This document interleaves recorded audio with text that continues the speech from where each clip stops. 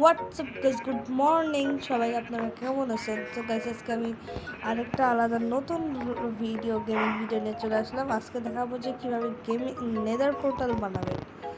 So guys, আমি কালকে কিছুটা ট্রাই করছিলাম, কিন্তু কালকে আমি পুরোটা করি নাই, কারণ আপনাদেরকে দেখানো উচিত ছিল, এই জন্য আমি করি নাই। এটা করার জন্য ফার্স্ট অফ অল আমাদের দরকার ছিল এরকম অবসিডিয়ান ব্লক, যেটা ছাড়া আপনারা কখনোই বানাতে।